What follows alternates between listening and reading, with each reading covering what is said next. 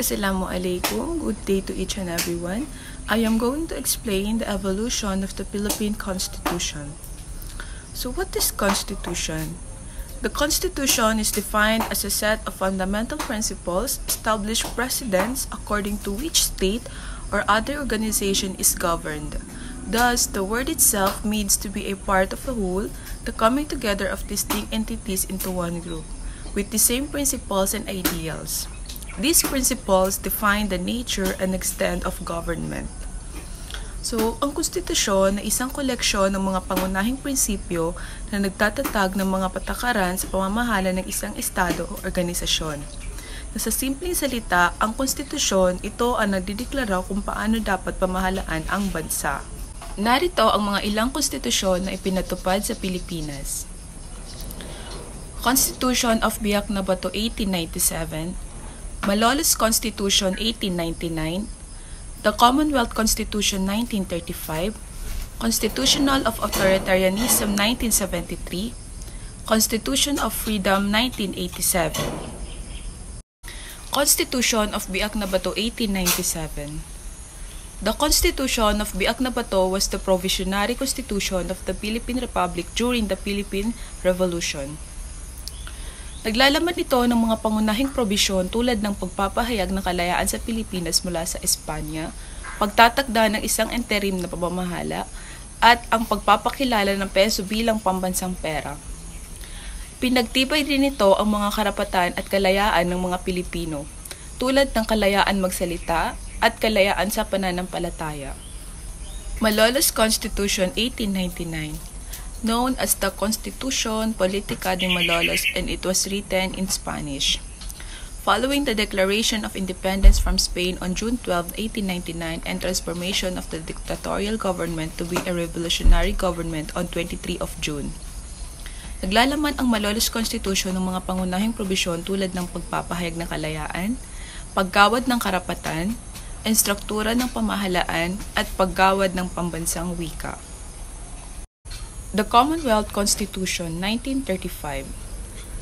The 1935 Constitution of the Philippines was written in 1934, approved and adopted by the Commonwealth of the Philippines 1935 to 1946, and later used by the Third Republic of the Philippines 1946 to 1972.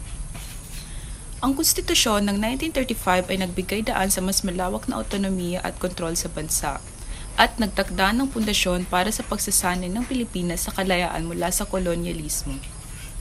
Ito ay umiral hanggang sa pagsilang ng Republika ng Pilipinas noong ika-4 ng Hulyo 1946 nang maging independente ang bansa mula sa Estados Unidos. Constitutional of Authoritarianism 1973. On August 24, 1970, Congress enacted Republic Act No. 6132, otherwise known as the Constitutional Convention Act, for the purpose of convening a constitutional convention. Ang konstitusyon ng 1973 ay naging daan para sa matagal na pananatili ni Marcos sa kapangyarihan at nagdulot ito ng paglabag sa demokratikong proseso at karapatan ng mga Pilipino. Ito ay naging isang mahalagang bahagi ng kasaysayan ng Pilipinas at nagtulak sa mga kilos protesta na naghahangad ng pagbabago at demokrasya sa bansa. Constitution of Freedom 1987.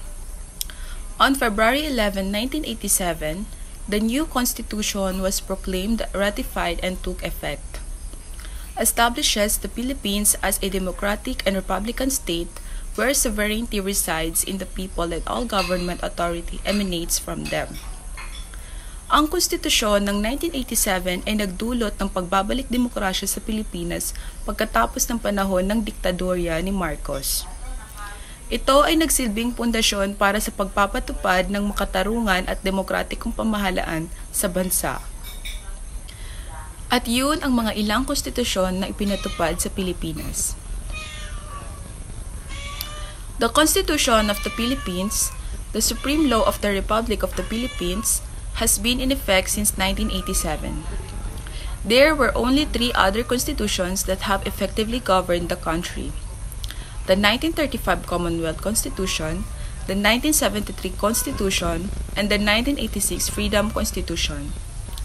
However, there were earlier constitutions attempted by Filipinos in the struggles to break free from the colonial yoke. Sa Pilipinas, ang konstitusyon ng 1987 ang kasalukuyang pinakamataas na batas. At ito ay ang naging epektibo noong taong iyon. Ito ay naglalaman ng mga batas at patakaran na nagsasaad kung paano dapat mamahalaan ang bansa. Subalit, bago pa ito ay may 3 iba pang konstitusyon na naging epektibo sa Pilipinas. Ito ay ang 1935 Commonwealth Constitution, ang 1973 Constitution, at ang 1986 Freedom Constitution. May mga naunang pagtatangkang itinuring na konstitusyon din ang mga Pilipino bilang bahagi ng kanilang pagsusumikap na makawala mula sa pananakop ng mga dayuhan. Sa pamamagitan ng pag-aaral natin ng mga konstitusyon sa Pilipinas, nauunawaan natin kung paano nagsimula at umunlad ang sistema ng pamahalaan sa ating bansa. Ito ay may malalim na kasaysayan na nagpapakita kung paano natin hinubog ang ating bansa sa mga prinsipyo na nagtatakda kung paano tayong maging isang malayang bansa. Yan lang po, syukran.